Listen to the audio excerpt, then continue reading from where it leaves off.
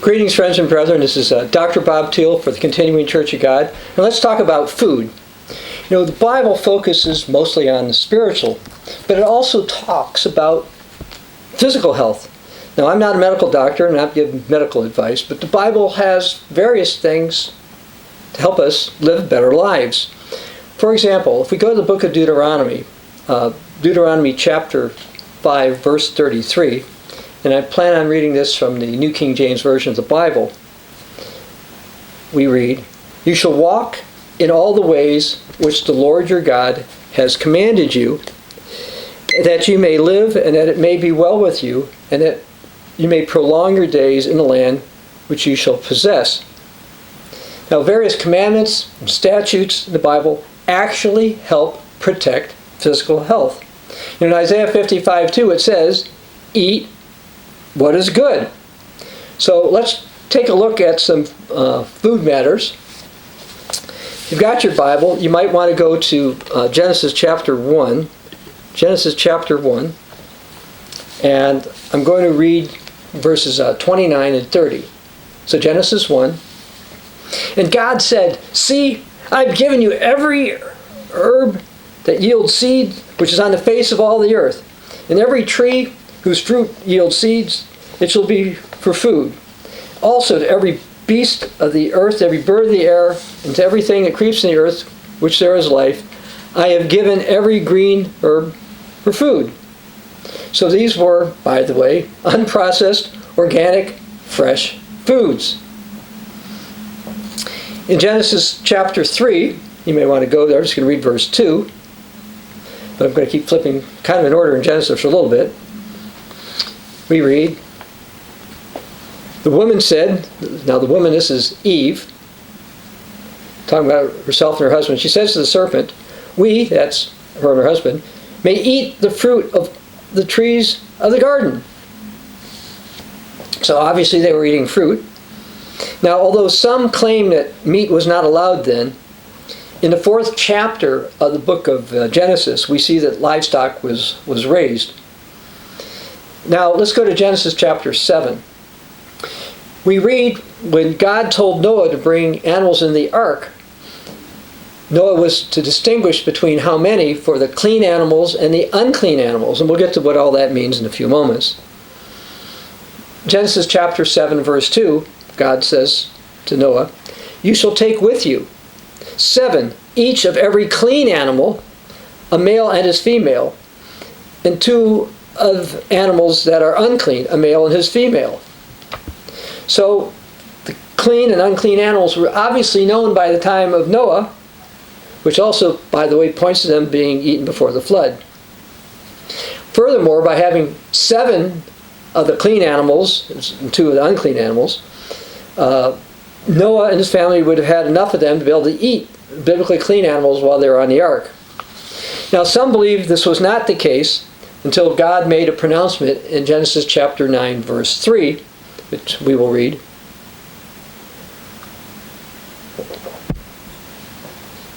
"Every moving thing that lives shall be food for you. I've given you all things, even as the green herbs." Now, some people think this means you can eat everything, including unclean things, which doesn't make a whole lot of sense because we talked about clean and unclean a couple chapters before. Now, back in 1967, the old Good News magazine wrote something about this. It says, when God said, "Every moving thing that lives shall be meat for you, just like the green herb I've given you," he didn't include unclean animals. He made it crystal clear what he meant in Leviticus chapter 11 and Deuteronomy 14. Many people think this verse in Genesis 9 gives permission to eat any and all meats. But look, God says, "Even as I've given you every green herb." How has he given us every green herb? Do we eat poison ivy or poison oak? Of course not. Even as we don't eat all green herbs, we do not eat the unfit or unclean meats. Everything that was created was not just created to be eaten. Now, that being said, whenever human beings began eating meat, they were supposed to eat biblically clean ones. Now, what are clean animals? Well, we'll go to Leviticus chapter 11. I'm going to pick this up in verse 46. And we'll go back in the chapter later. This is the law of the animals and the birds and every living creature that moves in the waters, of every creature that creeps on the earth, to distinguish between the unclean and the clean, and between the animal that may be eaten and the animal that may not be eaten. So which animals does it say could be eaten? Well, we're going to go to the first verse of that chapter, Leviticus 11. Now the Lord spoke to Moses, saying to him, Speak to the children of Israel, saying, These are the animals you may eat among all the animals on the earth. Among all the animals, whatever divides the hoof, having cloven hooves, and chewing the cud, that you may eat. Nevertheless, these you shall not eat among those that chew the cud, or those who have cloven eat. The camel, because it chews the cud but doesn't have cloven hooves, is unclean to you. The rock hyrax, because it chews the cud but doesn't have cloven hooves, is unclean to you. And the hare, because it chews the cud but does not have cloven hooves, is unclean to you.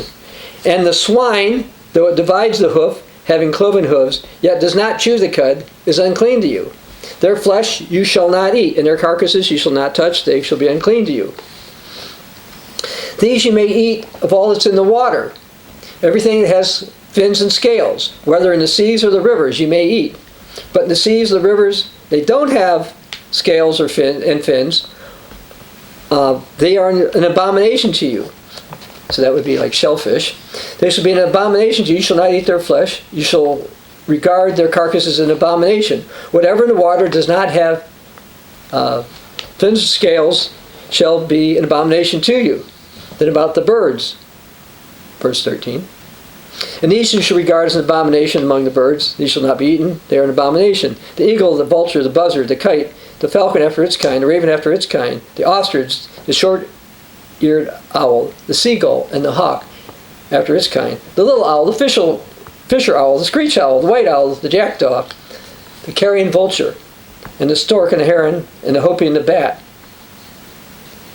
And verse 20, all flying insects that creep on all fours shall be an abomination to you.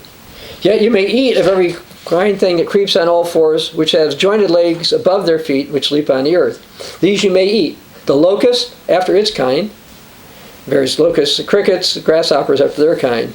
But all the other ones that have 4 feet will be an abomination. Now some have falsely claimed that Jesus, or God the Father, or the Apostle Peter changed in this subject, but that's not so. In the New Testament, I'm going to go to Matthew chapter 7, verse 9. And as far as Jesus goes, here's what he said in Matthew chapter 7, verse 9. Or what man is there among you who, if his son asks for bread, will give him a stone? Or, if he asks for a fish, will give him a serpent? Now, with saying this, Jesus is clearly saying fish are good food, good for food, but that serpents or snakes aren't. As far as fish go, you don't have to go there, but Luke 24, 42 to 43 shows that Jesus ate fish after his resurrection. Now, if you look at the records of early church history, you find that early Christians did not eat biblically unclean meat. Even the Roman Catholic Church teaches that that wasn't officially changed until 150 years after Jesus was resurrected. So it's not like they thought Peter changed it. If you're Roman Catholic or Greek Orthodox, or actually wonder, we have a free book, fairly thick, you can read online at www.ccog.org, and it has various quotes and proofs about early Christians not eating biblically unclean meat. And again, references the fact that that was a change that the Church of Rome says they implemented 150 years after Jesus was resurrected. I would also mention that in the book of Revelation, which is well after Jesus' resurrection, it points to frogs in Revelation 16:13, and some birds in Revelation 18:2 as being unclean. So the idea that Jesus did away with unclean things is simply not the case. Now, we have an article at the cogwriter.com website called The New Testament Church, History and Unclean Meats, if you want to read that. Or again, you can read it in this particular book, Beliefs of the Original Catholic Church.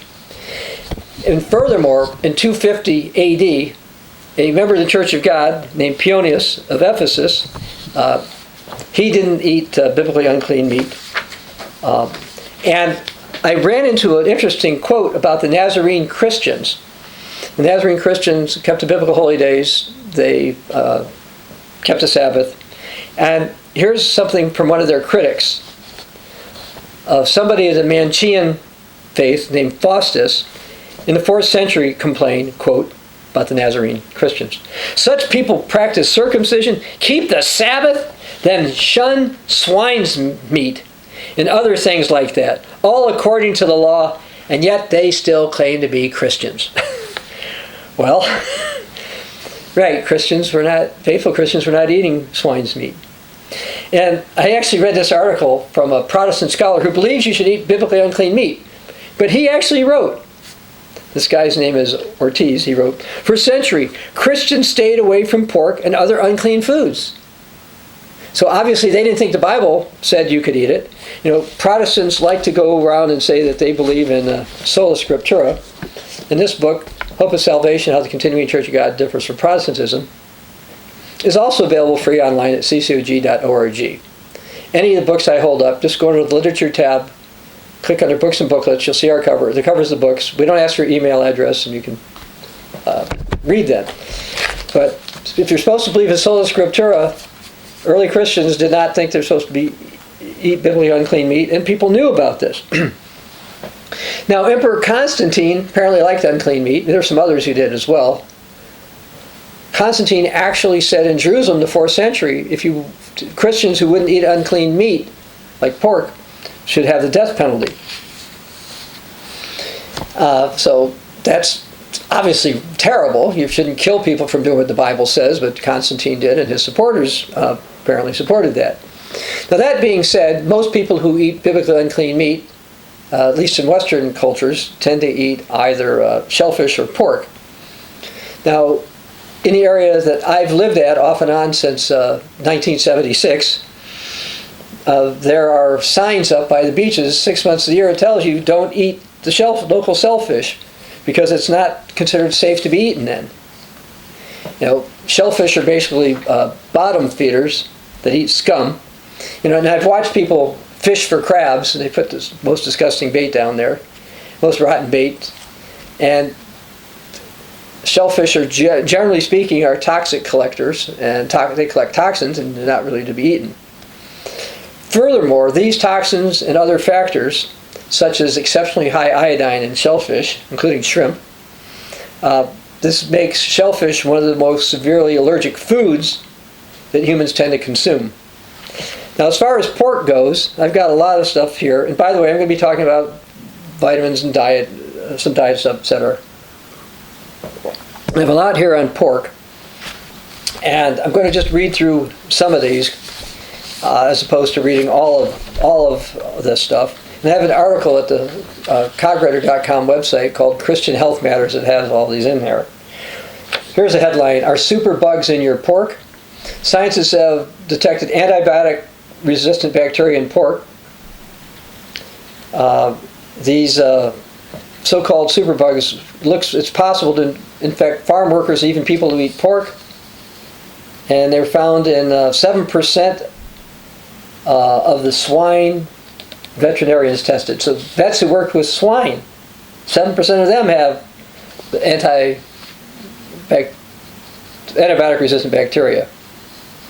And these bacterial strains were found in 50% of 300 pigs they tested. And it's estimated 18,650 deaths happen in the United States annually because of antibiotic-resistant bacteria.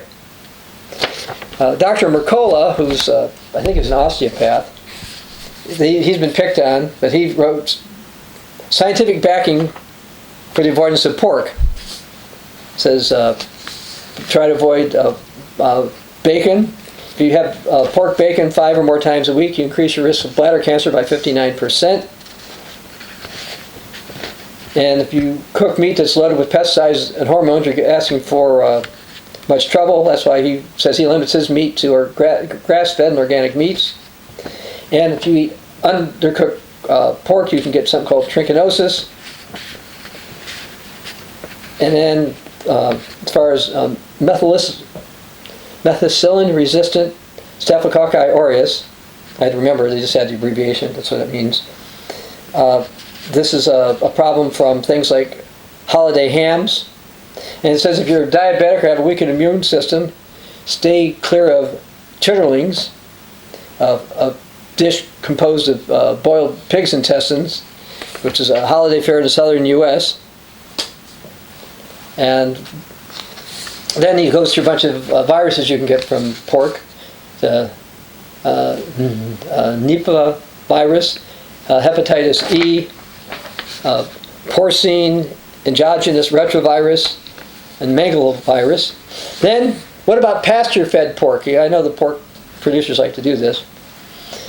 And he says that they are vulnerable to trichinosis as well as other issues.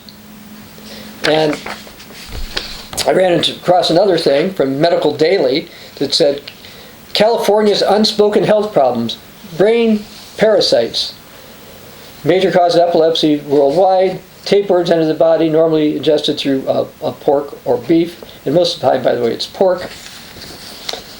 Then, you know this because there's another study that says, according to the CDC, it comes from pork tapeworms cause brain parasites. And more studies talk about it. And again, it almost only comes from contaminated pork. And years ago, actually a couple decades ago, there was something in the Townsend Letter for Doctors that said that 2% of visits to neurologists in the state of California had to do with something to do with pork. There's various pork tapeworms, and those are a big problem. I'm not going to go through all of those. And they're common. And here's something from this year. Why is pork bad for you? Science of pork. It says even moderate intake of pork can increase cancer risk, one study found. Of course, it also says it's bad because of saturated fats and cholesterol. There's been a link between pork and multiple sclerosis since the 1980s that people have known about this. It could also cause liver disease, including cirrhosis and liver cancer.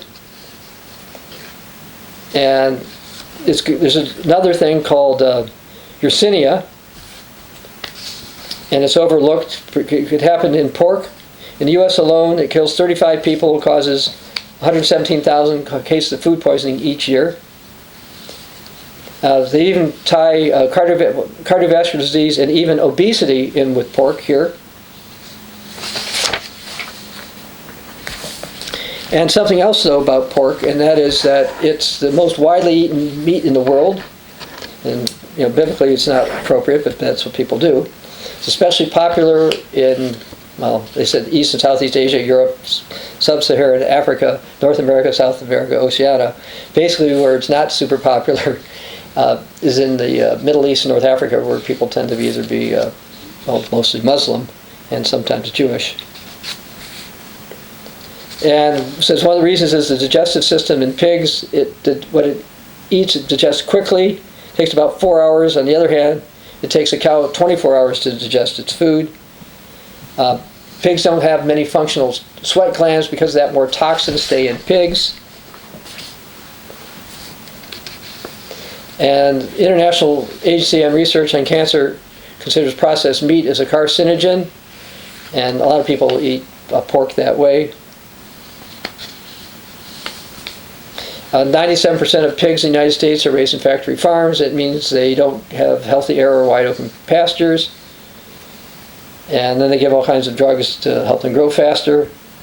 It's been estimated 70% of factory farm pigs have pneumonia when they go to the slaughterhouse, et cetera, et cetera. So these things are just simply not good. I mentioned the Bible says not to have swine in Leviticus 11 verses 7 to 8. It's also repeated in Deuteronomy 14, verse 8. It says, and the swine is unclean to you. You're not supposed to eat it. In the book of Isaiah, there's some prophecies regarding pork. So it talks about those. Isaiah 65. Let's go to verse 3.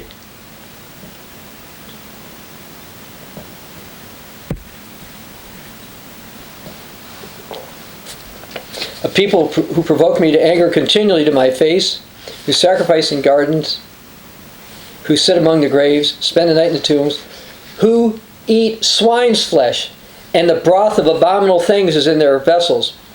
If we go out to a local restaurant, we can't have any of the fish soup type things they have, because they mix shellfish in with all this stuff all the time in the broth. If you're in Isaiah 65, you can go to Isaiah 66. I'll read verse 17. Those who sanctify themselves and purify themselves go to the gardens after the idol in their midst, eating swine's flesh and the abomination and the mouse you consume together. So at least 3 books of the Bible, flesh of pigs is prohibited. And as far as swine, Jesus made a comment in Matthew chapter 7, verse 6. And he said, "Do not give what is holy to the dogs, nor cast your pearls before swine, lest they trample them under their feet and turn and tear you in pieces." Some more pork studies, and I'm not going to go into all of those. We in the Continuing Church of God, of course, don't eat pork, so we're less likely to be affected by diseases that pork causes. However, once other people get infections, they can pass them on to other people. And that's actually been one of the problems. The swine flu outbreak before, and then here's one from Scientific American. U.S. pig farms may be flu factories. They talked about the H1N1 pandemic. They talk about avian flu, and they talk about American pig farms or virtual pig factories. But it's not just in the United States. Actually, my understanding is how they normally decide what flu shot they want to give people is they go to Southeast Asia, where the farms are very small, close together, and they have pigs and their slop, and they try to figure out what version of the flu will be end up getting released to the public that year because of pigs over there. And then that's why they try to guess what flu shot to make, and that's how they actually do it. They guess every year because they don't want to wait until everybody has it. So they look at pigs almost all the time in order to decide what to do about a flu shot. Now, I saw something last week, and I had to go to the White House's official website to check this out because it just seemed so absurd, but it happened. At a White House briefing by Dr. Ashish Jha, he's a White House official, government official. He actually said, this is September 6, 2022, "I really believe this is why God gave us 2 arms, one for the flu shot and the other for the COVID shot." Well, no, God gave us 2 arms to work, eat, live our lives. He did not do that so we could get vaccinations. The scientific fact is that health officials around the world seem to never want to state that if people didn't eat unclean meat or unclean animals, it's unlikely we'd have various diseases that exist. And at minimum, there'd be less variations of them. So there's a bunch of viruses and such. Now here's something, though, that I didn't know. It says if you find the smell of pork revolting, it could be because you're genetically programmed to perceive it, according to a study. There's something in male pigs that affects how they smell, but in the United States, most pigs are castrated, so it may not smell as bad. And a lot of people do like the taste of pig. I never really did. But that said, there's all kinds of studies about diseases and issues. Unclean meats aren't safe or biblically appropriate to eat. Now let's go to the New Testament. 1 Thessalonians chapter 4.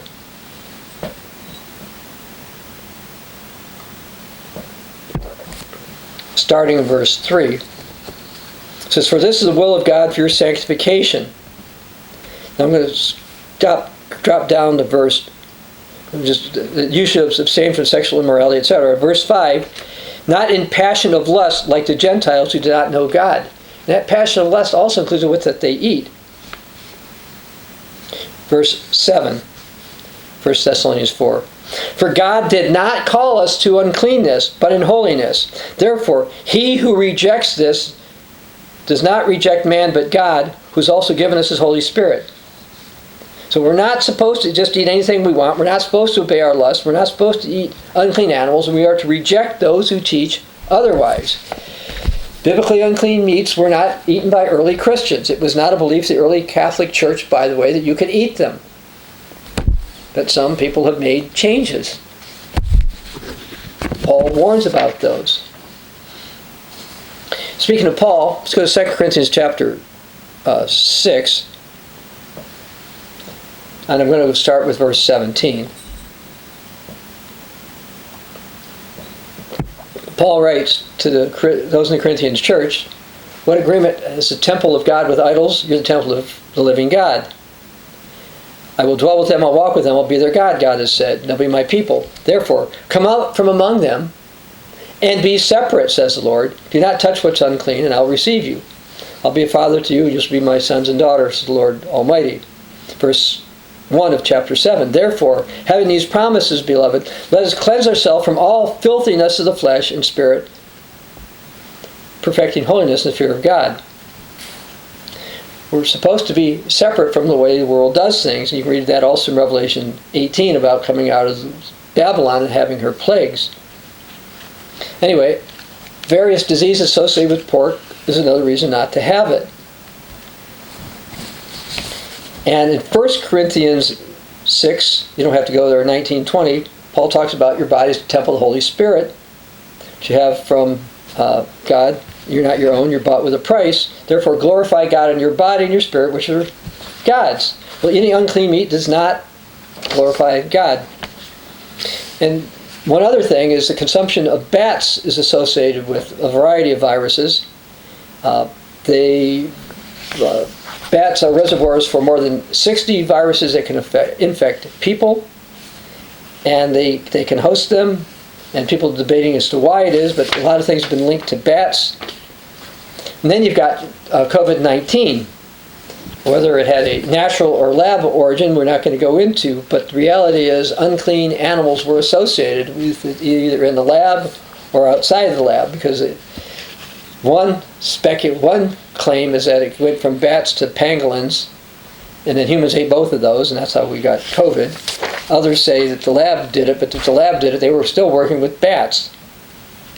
So anyway, that's the reality is we're not supposed to eat biblically unclean meat. Now, as far as meat itself goes, in Proverbs 23:20, it says don't eat too much of it, and that's actually backed up by science. Now, I was in Genesis before, but I didn't read verse 4 of Genesis 9, I don't think. You shall not eat the flesh with its life, that is, its blood. And in Leviticus chapter 17, starting verse 11, says the life of flesh is in the blood, and I have given it to you upon the altar to make atonement for your souls. Verse 12, therefore I say to the children of Israel, no one among you shall eat blood, nor any stranger who dwells among you eat blood. You can also read about that in Deuteronomy chapter 15, verses 22 to 23, that says you can eat gazelle and deer, but not their blood. And in the New Testament, Acts 15, verse 20, you don't have to go there, Christians are told to abstain from, amongst other things strangled and from blood. So we're not supposed to consume blood, whether it's from a clean animal or an unclean animal. And in the early 3rd century, the historian Tertullian taught that early Christians did not think you were supposed to drink blood. Okay, so that was it. And as a matter of fact, he said that to clench the matter with a single example, you tempt Christians with sausages of blood. And there's such a thing as blood sausage out there. And you're perfectly aware that by you do this, you try to get them to transgress what they hold unlawful. So Tertullian said that that Christians aren't supposed to do blood, and you know that. Furthermore, it's blood when drank is toxic. That's what a study came out from. This is from Live Science. As I looked at that, and it says that people can probably get away with a small amount of it. It's just not good for you. You shouldn't do it.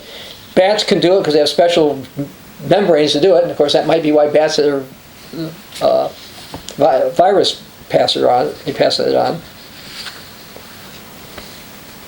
And Healthline says drinking human or animal blood can cause health risks such as severe diseases and foodborne illnesses. And they also warn you about things like hepatitis B and C, the norovirus, and HIV. All right, now most of these things I said so far, you've probably heard some version of that before. Now I'm going to tell you about stuff you probably don't know and probably never heard.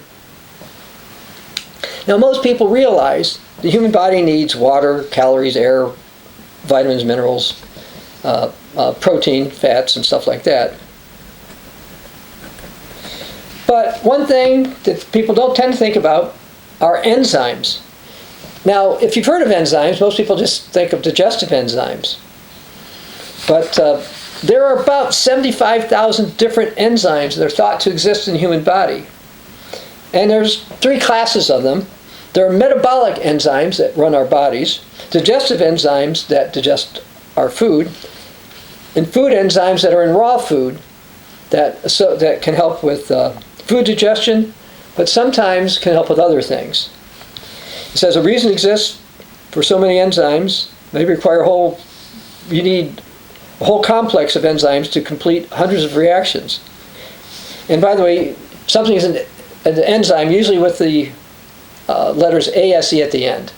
So like say protease enzymes happen to be involved with proteins. Let's say an amino acid like arginine. Arginase is an enzyme that helps break that down. Now what are enzymes? Enzymes are biologically active proteins and they're found in all living cells.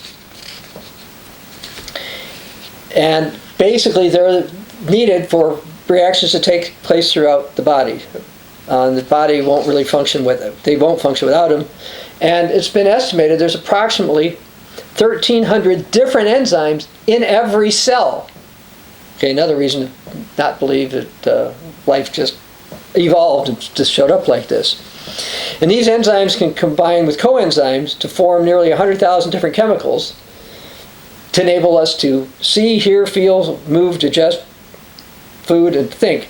Every organ, every tissue of the 100 trillion cells in your body depends on reactions of metabolic enzymes and their energy factor. Nutrition cannot be explained without describing the part enzymes play. As food enzymes come from foods that we eat, would be raw foods.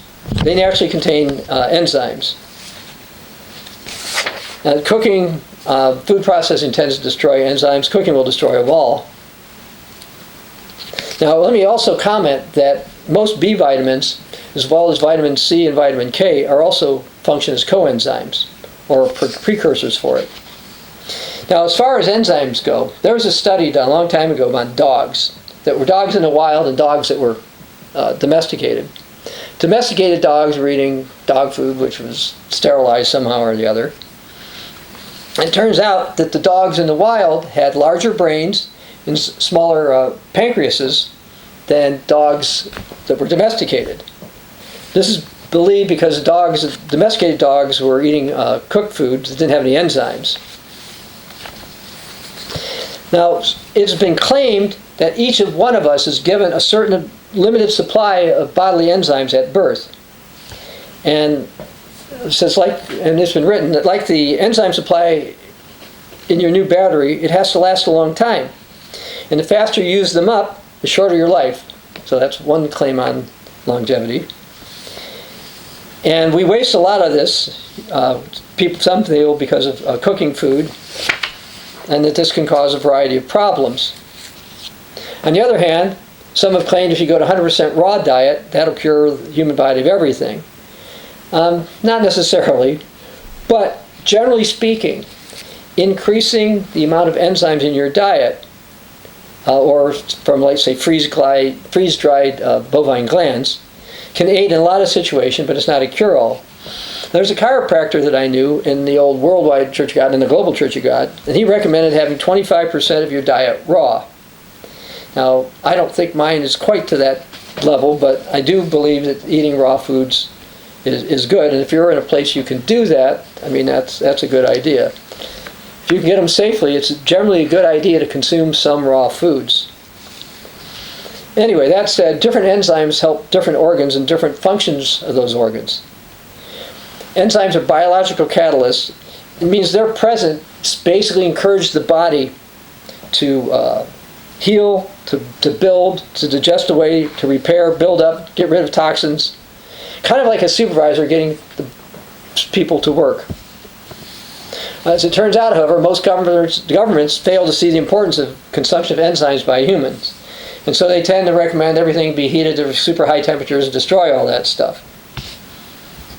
As it turns out, my first nutrition class, which was not an accredited class, this would be a non-accredited class I took, was on enzymes.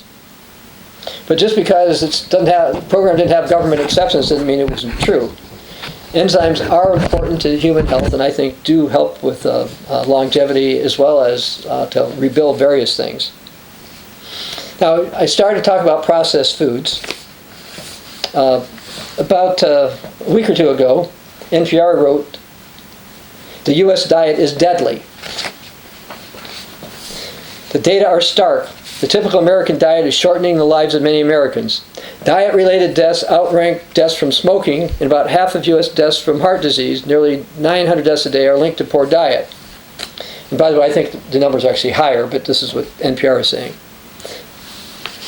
"We are in a nutrition crisis in this country," says Dariush Mozaffarian, a cardiologist and dean at the Friedman School of Nutrition and Science Policy at Tufts University. Says the U.S. can't fix hunger just by feeding people cheap, high-calorie processed foods, the food that's so abundant in our food supply.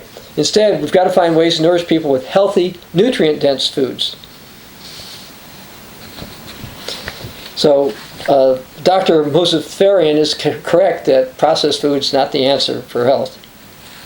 Now, back in 1975, the Ambassador College put out a booklet called Principles of Healthy Living. So I'll read a little bit of that. It said, to be sick is to be out of harmony with natural law. The dietary habits of many people in the Western world has gone down as one of the most supreme ironies of the world. While millions in the underdeveloped world are malnourished because of necessity, many Westerners are often on the short end of nutrition purely due to choice. Again, this is going back in 1975. Processed foods have gotten worse since then. A study conducted by the U.S. Department of Agriculture revealed that one half of all Americans subsist on substandard diet.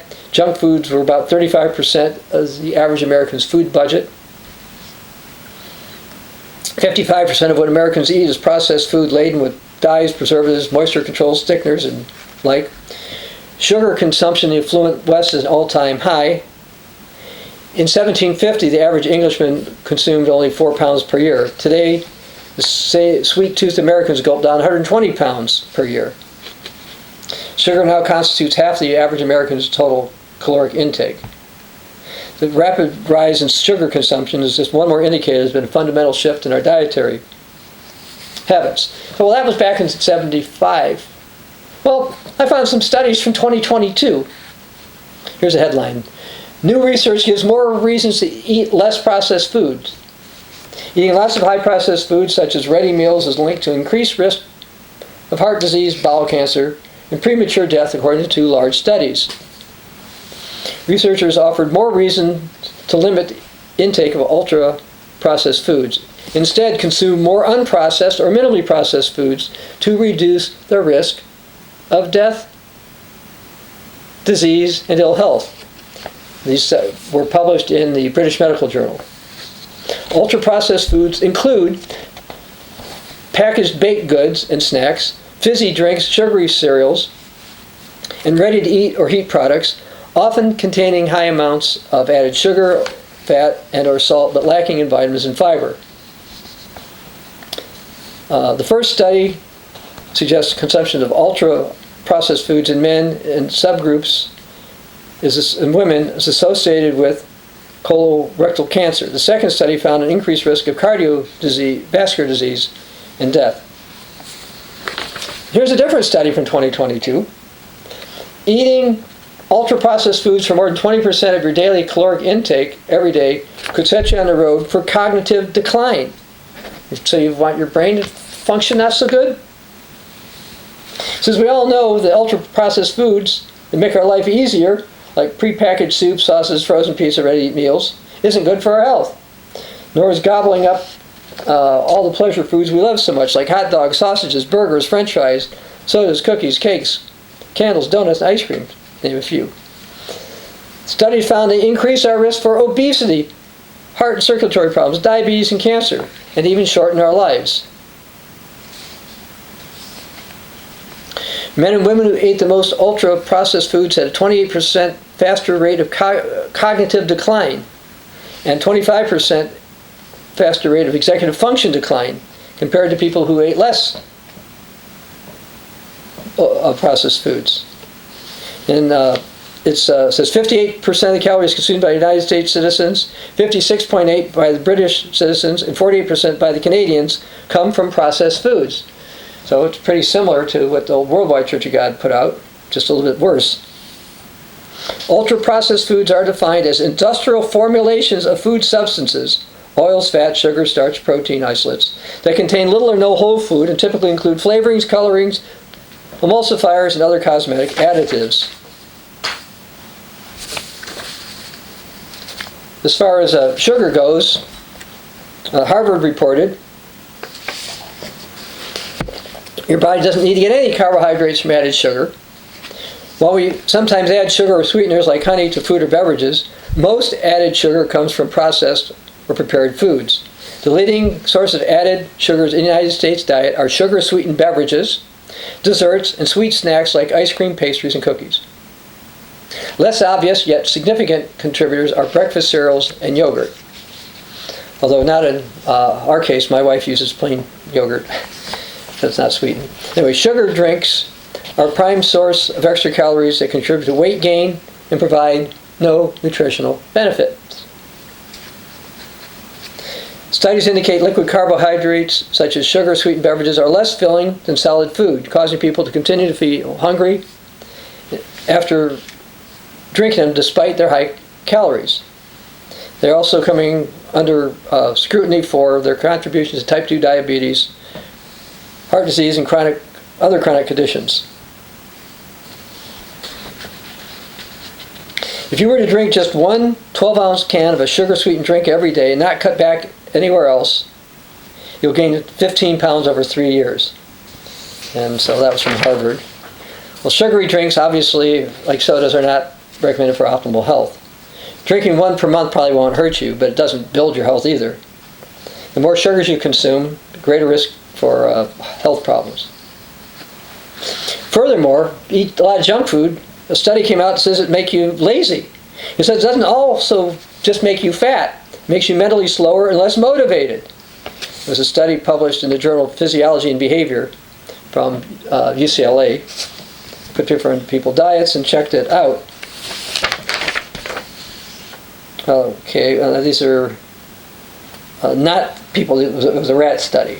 So it makes rats less, but it lets them, they become lazier, and they think this happens to humans. And the brain studies I told you were for humans, and so the idea that affected a rat's brain this, goes along with human brains as well. Now, I should also say that in the United States, most of the sweets now also contain genetically modified organisms, and they also could be a factor in causing laziness and other mental issues. The reality is that food processing companies and food scientists do not know all the risk from health risks of processed foods. Okay. While the Bible does support pressing olives to make oil and grapes to make wine and raisins, and combining ingredients to make bread, the levels of food processing that we're seeing now is not wise. You need to limit this. In the 21st century, the prevalence of high processed foods is having a demonstrably negative effect on human health around the world. Now I want to talk about vitamins. First of all, as far as how well all these foods are tested, I have a PhD in nutrition science, amongst other degrees, and can tell you there's no way they check them for all these things. The only thing by law they're required to do is, generally speaking, if they come up with something new, is make sure lab animals don't get cancer from it. Okay, that's it. Okay, they don't check for anything. They don't know if it affects mental health. Usually they don't check for that, etc. Now, as far as nutrition goes, in the 1800s, refined grains became popular, particularly amongst the wealthy, because they were the only ones at first who could afford them. And this led to health problems for the wealthy, such as constipation and different forms of arthritis, so they were started to call those rich people diseases. But as processing costs dropped, refined grains became popular around the world. Now, highly processed grain foods may taste good and they seem convenient. They're easier to, for example, to cook white rice than brown rice. But if you're going to consume these things at all, it shouldn't be very much. Because the negative effects of these take a long time, people deceive themselves into falsely believing that there can't be any serious health problems. But there can. Reminds me of Ecclesiastes 8, verse 11, which I'll read in a moment, if you want to read along with me. Ecclesiastes 8, verse 11. Because the sentence against an evil work is not executed speedily, therefore the heart of the sons of men is fully set in them to do evil. Yeah, it takes time from eating. Usually, for example, like the first time somebody eats biblically unclean, they don't necessarily get sick or die or affect them. And eating a lot of refined processed foods or grains, etc., it's not immediate. Anyway, in the 19th century, refined flour came out. Then we ended up with degerminated cornmeal and white rice. Now, grits used to be made of ground whole organic corn. Now it's made with degerminated GMO corn fortified with synthetic vitamins. And actually, after corn was degerminated, thousands of people in the southern U.S. died from a disease called pellagra sometime in the early 20th century. Now, instead of going back to whole corn, chemically derived synthetic vitamins were added, and I consider that to be dangerous. In the 19th century, natural brown rice became refined on a large scale, and white rice became popular. And again, people preferred white rice because they could store it longer and it cooked faster. But in the 19th century, a disease called beriberi began to cause deaths in Asia. Now, symptoms of beriberi included weight loss, emotional disturbances, impaired sensory perception, weakness and pain in the limbs, and irregular heartbeats. At first, nobody had a clue it had anything to do with white rice. And the leading infectious disease experts tried to figure out, and they couldn't figure it out.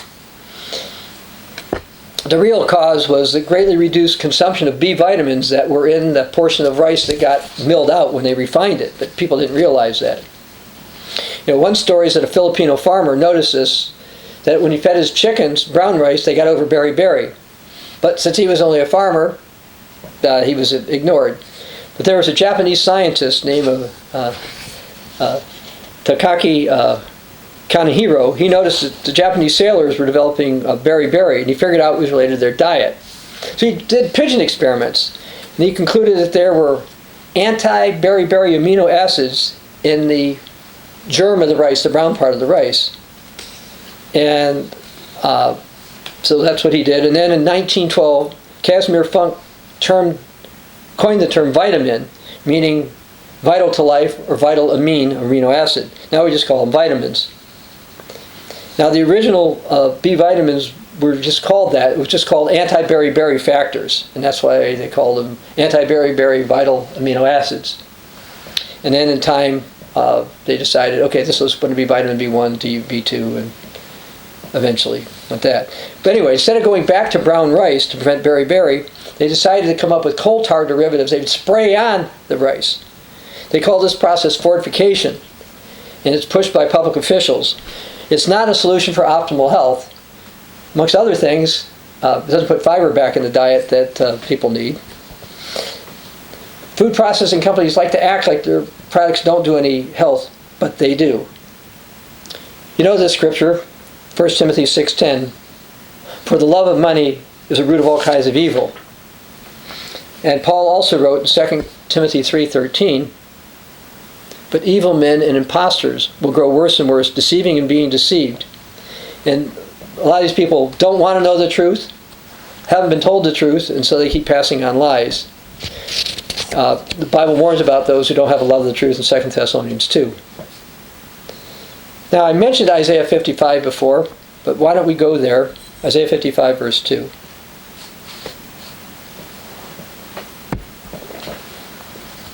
It says, "Why do you spend your money for what is not bread?"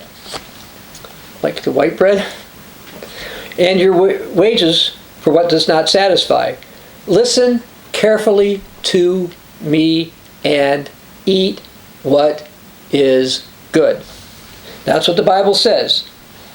Refined processed breads, refined and artificial sweeteners, chemical additives, sodas, and other commonly things associated with junk foods and hydrogenated fats, avoiding those would be consistent with that warning. Many of you may not know, but breakfast cereals used to be the original health food.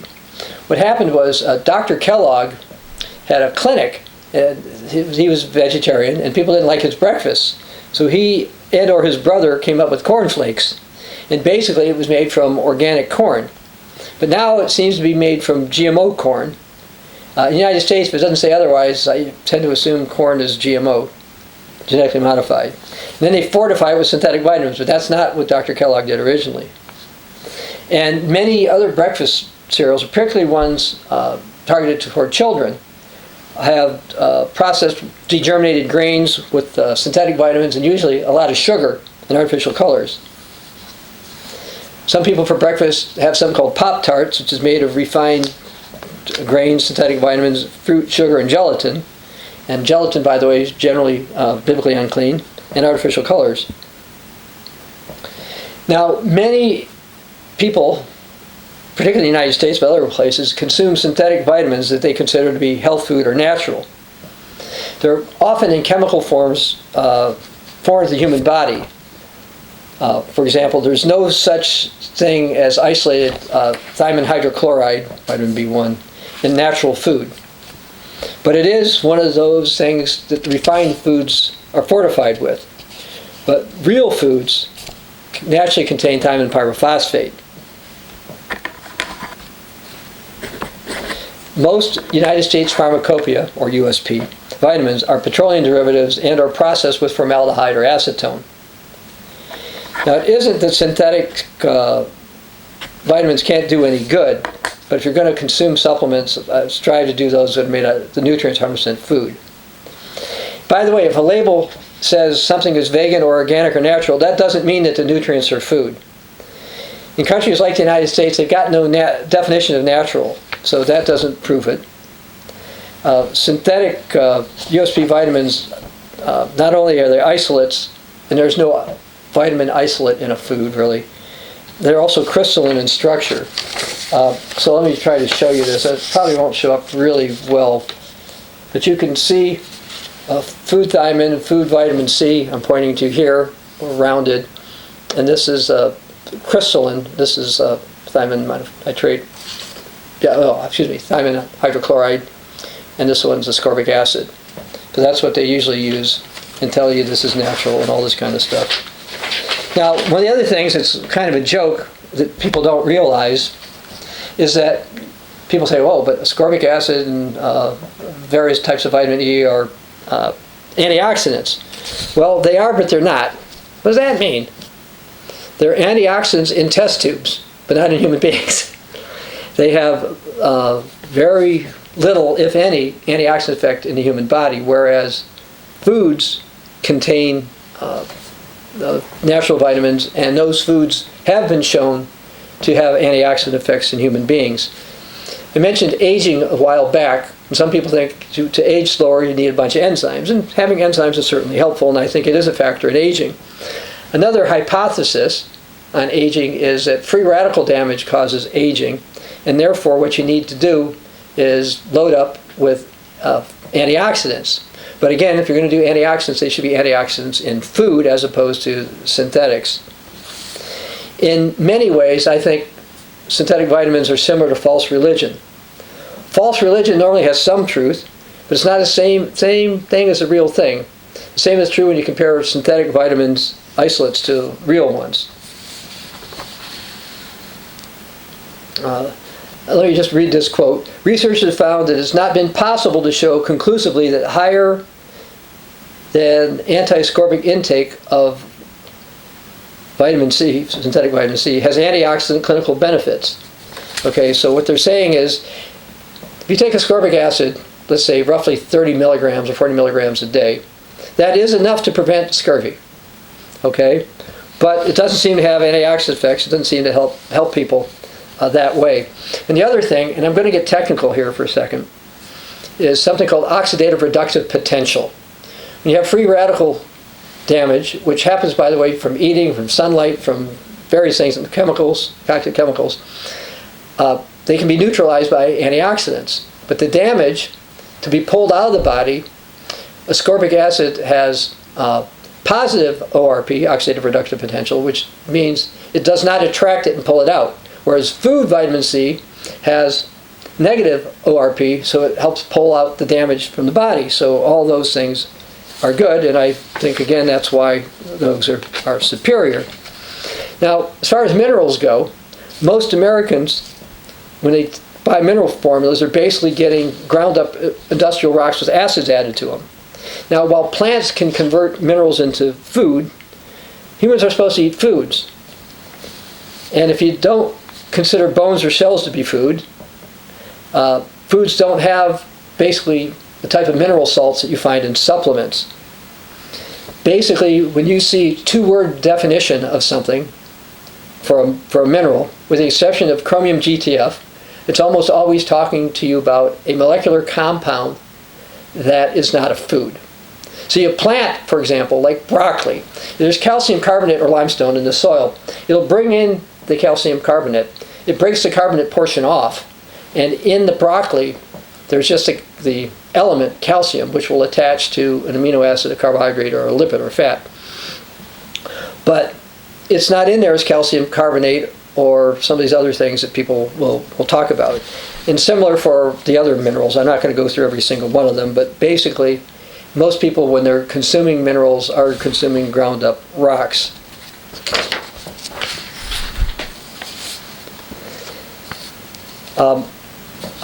As many of you know, not only do I have a PhD in nutrition science, I'm the first scientist to get a paper published in a major Medline journal explaining basically why all the known essential vitamins are superior to USP isolates.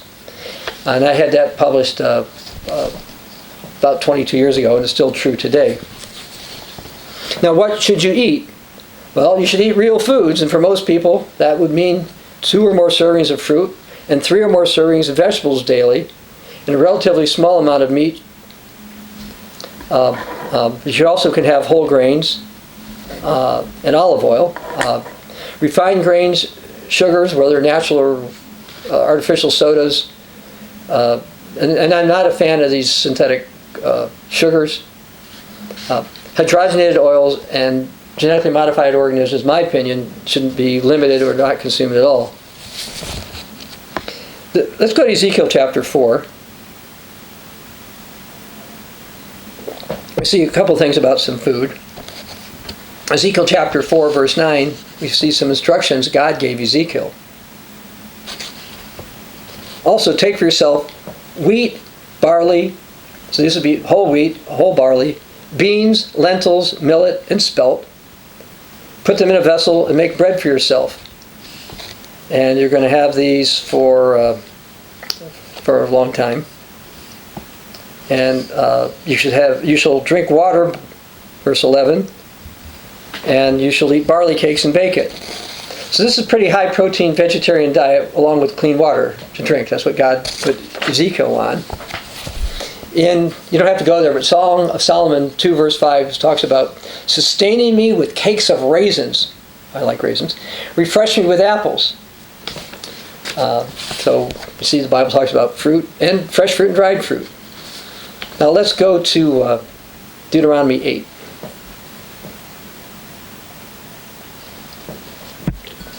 So we see that abundant food was promised as a blessing for commandment keepers. Deuteronomy 8, verse 6. Therefore you shall keep the commandments of the Lord your God to walk in his way and to fear him. For the Lord your God is bringing you to a good land, a land of brooks of water, of fountains and springs that flow from valleys and hills, a land of wheat and barley, of vines and fig trees and pomegranates, a land of olive oil and honey, a land you can eat your bread without scarcity, which will lack nothing. So we read about clean water, whole grains, fruits, and olive oil. Studies around the world show health benefits for whole grains, fruits, and olive oil. By the way, I'm not a fan of canola oil, and I don't think it's proven to be as healthy as olive oil. In Daniel chapter 1, I'm not going to read all of this here. Starting in verse 8, Daniel and his companions were in Babylon, and they were supposed to eat the king's diet, which included all kinds of unclean meat. Daniel wouldn't do it, and so basically he asked them to just give them vegetables for a period of time and see if they were still looked pretty healthy. And they did. And then it says in verse 17, as for these 4 young men, God gave them knowledge and skill in all literature and wisdom. And Daniel had understanding of all visions and dreams. Maybe God would not have given them that if they would have decided to eat biblically unclean meat. Anyway, Daniel's companions would not defile themselves with that. And that also, by the way, shows eating vegetables is good for humans. Proverbs 27:27, you don't have to go there, but it says, you shall have enough goat's milk for your food, for the food of your household, and for the nourishment of your maidservants. In our household, by the way, we consume raw goat milk for milk. Now, a variety of foods are needed for optimal health. It's interesting because a variety and diversities of backgrounds are needed for eternity. So that's why everybody's different. Anyway, there's not just one superfood that we all need. If there was, the closest was probably manna. And even when God gave manna, he also gave them quail to eat. Plus the children of Israel had livestock, and hence they had dairy and eggs and other meat. Now, studies I've looked at have basically said that light meat eaters tend to live the longest, followed by vegetarians, followed by medium meat eaters, with the heaviest meat eaters living the shortest amount of time. Now, overall, fish seems to be the healthiest meat, followed by poultry, then red meats like beef and lamb. Consuming 2 or more servings of fruit and 3 or more servings of vegetables daily is associated with lower risk of cancer, heart disease, diabetes, and Alzheimer's. And, by the way, and I always love to say this to my female clients in the past, less wrinkling. Your skin will wrinkle less if you're getting more fruits, a proper amount of fruits and vegetables in your diet. And, of course, for the best utilization, you should thoroughly chew your food. That also helps prevent choking. Now, one thing I've been asked a lot is, what do I usually eat? Well, for breakfast, I usually eat fresh fruit. Yesterday, for example, I had an organic apple for breakfast. On the Sabbath, I'll tend to crush some berries, put in a little bit of raw goat's milk and some honey. For lunch, during the week, I typically have 2 slices of organic whole wheat bread and half an avocado. Nothing else. There's no mayo, there's nothing else on it. On the Sabbath for lunch, we tend to have eggs and potatoes, along with probably some either turkey bacon or sometimes venison sausage or something like that, again, about once a week. So I'm not saying you can never have any processed meat. Or you can do whatever you want, because this just works for me. But small amounts of stuff should be fine. For dinner, I typically have a small amount of either meat, fish, or poultry. I usually have fish a couple of times a week, at least I try to have it about twice a week. And my portions are actually fairly small. Now, if I go to a restaurant, then it's more. We pretty much always have vegetables. A lot of times we have brown rice, which sometimes I put sour cream on it. And we tend to have salads several times a week. As far as at night, I tend to most often have dried fruit as a snack, sometimes nuts. About once a week, I probably have organic corn tortilla chips with salsa. And I kind of make the salsa. I'll chop up a couple of tomatoes, half of a pepper, a little bit of an onion. If we have cilantro, I'll throw that in there. And I'll put in maybe a tablespoon or so of commercial salsa. Usually it's organic salsa, just to mix it up with the spices. So when I'm having chips and salsa as my snack, I'm having 2 to 3 servings of vegetables, by the way. In a typical, I don't know, maybe I'll say once a week I average having popcorn with real butter on it, which is going to be organic butter or Irish butter. As far as sweets, I probably have a sweet dessert once a week, sometimes more, but usually even the sweet dessert's going to be fruit related, but sometimes I do have chocolate.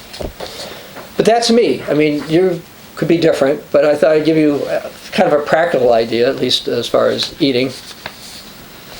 I also take 100% fruit supplements, and everyone's different, and people don't need to follow my diet or even my supplement regimen. Now, in another sermon, I plan on talking more about fasting, but I do tend to fast regularly, which also helps me maintain my weight. And I basically weigh what I did when I moved to California in the 70s. I know that because I weigh myself often enough to know. Drinking. What do I drink? Water, fruit juice, and I'm not sure which is one I drink more of. But probably I drink more water. I probably have 1 or 2 non-GMO beers a week. I rarely drink wine and very less often hard alcohol. Personally, I dislike the taste of coffee, and I rarely drink tea. And I can't remember the last time I had a soda. It's not that I'd never drink one, but I just don't. Let me add my clinical experience, not religious experience, but clinical experience is that caffeine is a problem for some people.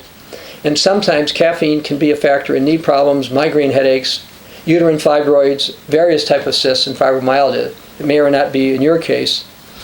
That doesn't mean people can't have any caffeine-containing products. And we're not like the LDS Church that way. But caution, particularly for women, is advised. And through my clinical experience, sometimes I'll find a woman bothered by caffeine, and she'll say, well, I only do 1 a day or something. I say, yeah, but you're a woman, and it seems to affect women more sometimes. So caffeine consumption is something people may want to look at. Now, in the 21st century, only about 1 out of 11 Americans consumes the recommended amount of 2 servings of fruit and 3 servings of vegetables every day.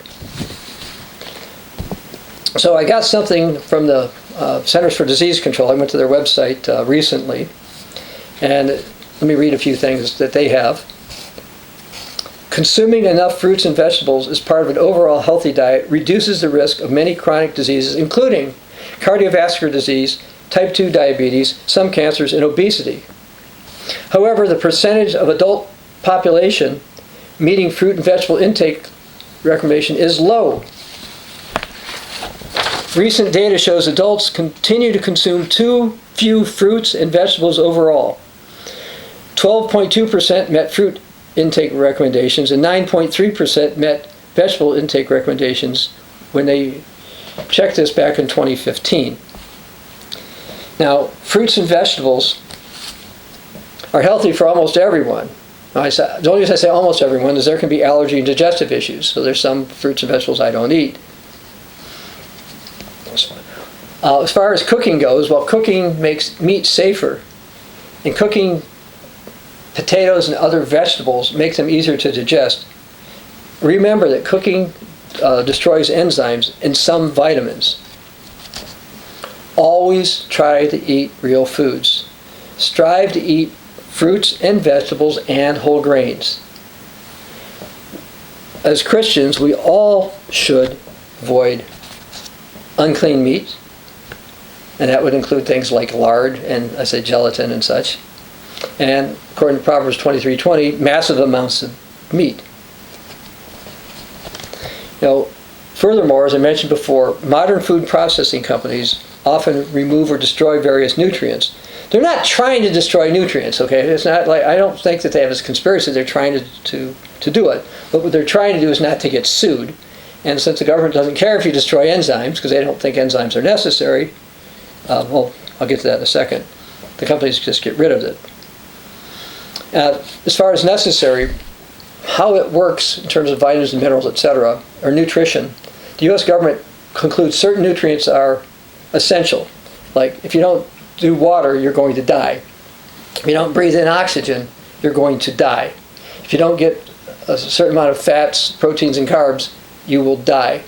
But then they list these minerals are considered essential, which is more for humans than plants. Plants, most of them only need nitrogen, phosphorus, and potassium, which is one of the reasons why organic farming, organic items can be better, is because they'll tend to use manure and other things to fertilize the plant, so the plant will have access to more than nitrogen, phosphorus, and potassium. Because you need a bunch more minerals than those. The other reason, by the way, I like organic, and I don't eat exclusively organic, but one of the reasons I like organic is because you're not going to get toxins and pesticides. Pesticides are in there to kill pests. And you say, but you're a lot bigger than a little bug. But yes, but you've got cells, and they're all pretty small too. That's another reason that I prefer organic when I can get them.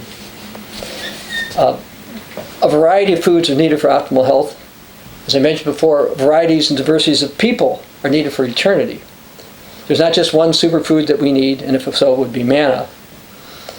You should eat fruits and plants. We need to avoid biblically unclean meats. We shouldn't be consuming blood.